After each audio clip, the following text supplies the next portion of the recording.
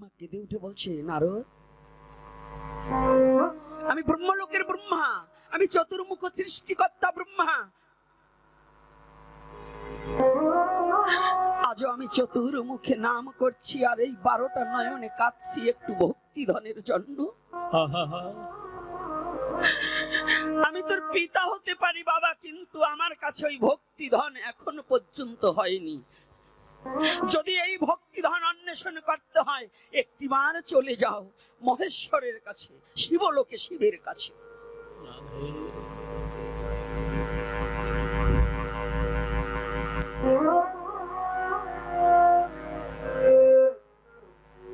প্রণাম করে চলে গিয়েছে শিবের কাছে। নারদ জিজ্ঞাসা করেছিলেন, ভগবান কৃষ্ণের কাছে, ও ভগবান, এই বিশ্ব জগতে এই ভক্তিধন আমি কোথায় গেলে পাবো? আমাকে একটু ভক্তিধনের কথা বলে দাও, আমি কোন জায়গায় গেলে এই ভক্তিধন খুঁজে পাবো? ভগবান বললেন, নারদ বাবা, এই ভক্তিধনের কথা আমি জানি না। হয়তো কিঞ্চিত তোমার মানস পিতা সৃষ্টিকর্তা চতুর্মুখ ব্রহ্মা, সে হয়তো কিছুটা জানতে পারে। তুমি ব্রহ্মলোকে গিয়ে একটু ব্রহ্মার কাছে এই ভক্তিধন অন্বেষণের কথা বলো। নারদ ছুটে চলেছে। ব্রহ্মলোকে ব্রহ্মা চতুর্মুখে হরিনাম সংকীর্তন করছে। যখন হরিনাম সংকীর্তন করছে না, নারদ পিছন হতে গিয়ে প্রণাম করেছে। প্রণাম হই পিতা তব চরণে। ব্রহ্মা তাকিয়ে দেখতে পায় নারদের চোখে জল। নারদ কাঁদছে। নারদ বাবা, তুমি কাঁদছো? হ্যাঁ পিতা, এই বিশ্ব জগতে তোমার কিসের অভাব আছে? আমি সৃষ্টিকর্তা ব্রহ্মা বেঁচে থাকতে, আমি সৃষ্টিকর্তা ব্রহ্মা তোমার পিতা, তোমার এমন কিসের অভাব যে অভাবে তুমি অজস্র পরিমাণে কাঁদছো?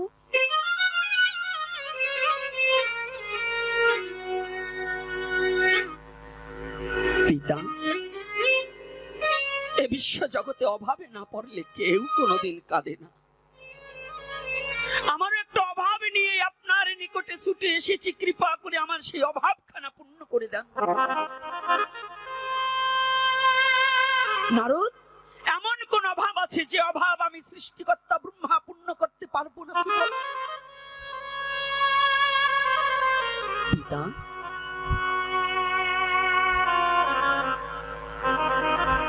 এ জগতে আপনার কাছে কোনোদিন আমি কিছু চাইনি। আমি কোনোদিন ভিখারির মতো হাত পাতিনি। আজকে আমি ভিখারির মতো হয়ে হাত পাচ্ছি। এই বিশ্ব জগতে যে ভক্তি হলে পরে ভগবানের চরণ প্রান্তে অনন্তকাল থাকা যায়, আমাকে একটু ভক্তি ধন দান করতে হবে। আমাকে একটু ভক্তি ধন দান করুন।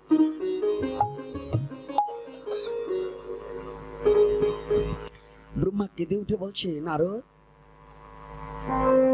আমি ব্রহ্মলোকের ব্রহ্মা, আমি চতুর্মুখ সৃষ্টিকর্তা ব্রহ্মা। আজও আমি চতুর্মুখে নাম করছি, আর এই 12টা নয়নে কাঁদছি একটু ভক্তি ধনের জন্য। আমি তোর পিতা হতে পারি বাবা, কিন্তু আমার কাছে ওই ভক্তি ধন এখনো পর্যন্ত হয়নি।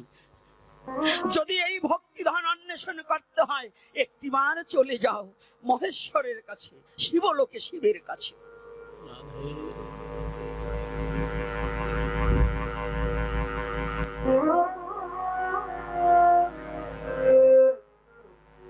প্রণাম করে চলে গিয়েছে শিবের কাছে। শিবের এক নাম হচ্ছে পঞ্চানন। কি নাম? পঞ্চানন নয় বাবা। পঞ্চানন কেন? তার 5টা মস্তক ছিল, সব সময় নয়। এই যে আমাদের সনাতন ধর্মাবলম্বনকারীরা অনেক সময় শাস্ত্রের অপব্যাখ্যা হয়। পরে ঠিক বলে উল্টো। এর প্রমাণ হচ্ছে কালী কি সবসময় কি ল্যাংটা ছিল? কালী শাড়ি পরেনি?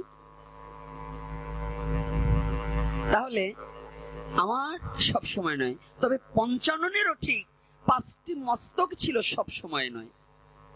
কখন পঞ্চম মস্তক ছিল? যেদিন পার্বতীকে বিবাহ করেছিল, 2 হাত দিয়ে যখন মালা পরাতে গিয়েছিল, সেদিন শিবের আরেকটা মাথা হয়ে যায়। দেখি পার্বতী সতী না অসতী, নিজের স্ত্রীকে পরীক্ষা করার জন্য যে আমি যাকে অর্ধাঙ্গিনী করছি, এই অর্ধাঙ্গিনীটা কি আমার উপযুক্ত কিনা।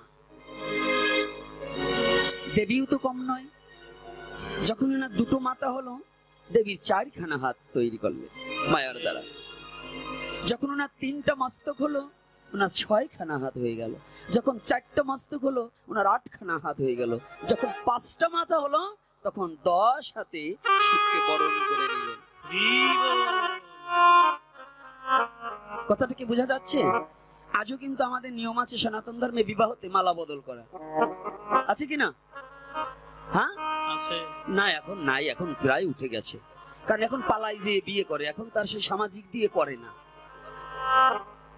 পালাই যে বিয়ে করলে তো আজকাল কিছুই লাগে না। সাধুকর্তার আবার কষ্ট পাবেন না, কারণ দুটো দিকেই খেয়াল রেখে কথা বলতে হবে। একটা ভক্তি মার্গ, আর একটাই ভাগবত হচ্ছে মানুষ চলার সংবিধান। যদি অমানুষ্য চরিত্রকে কেউ পরিবর্তন করতে চায়, একমাত্র ভাগবতের আশ্রয় নিলে অমানুষত্ব দূরে গিয়ে শুদ্ধ মানুষ রূপী পৃথিবীতে প্রকাশ পায়।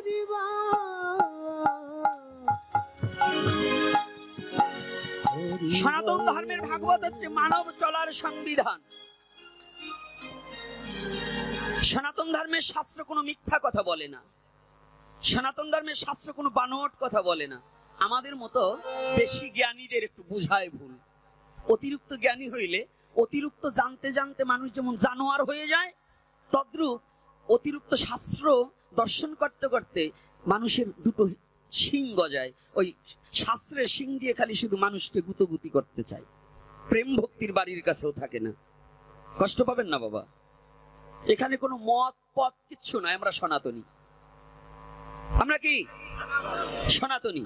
কে মতুয়া, কে কৃষ্ণ ভক্ত, কে শৈব, কে শাক্ত, কে গানপত্য, এটার বিচার আমার নয়।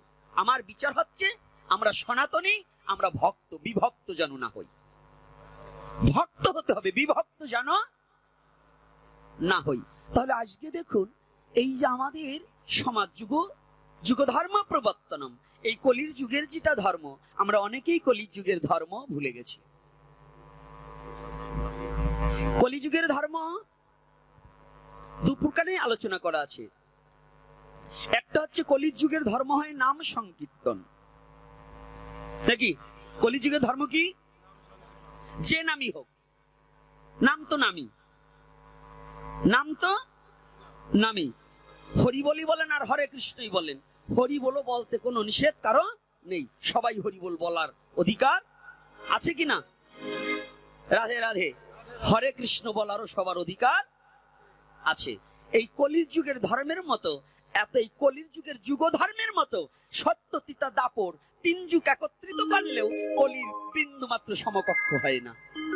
কারণ কলির যুগে দয়ার ভগবান গৌর হরি এসে যে যুগে অবতীর্ণ হয়েছে, যে যুগে ভগবান ভক্ত হয়ে ভক্তের কাছে নেমে এসেছে, এ যুগে কিন্তু ভগবান হারিয়ে গেছে, ভক্তেও হয়ে গেছে। ভগবান নিজেই কি হয়ে গেছে? ভক্ত হয়ে গেছে।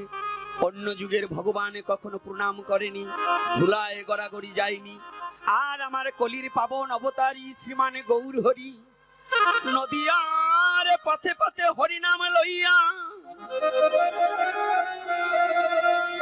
হা কৃষ্ণ বলিয়া, কৃষ্ণ বলিয়া সুরধ্বনি গঙ্গার পারে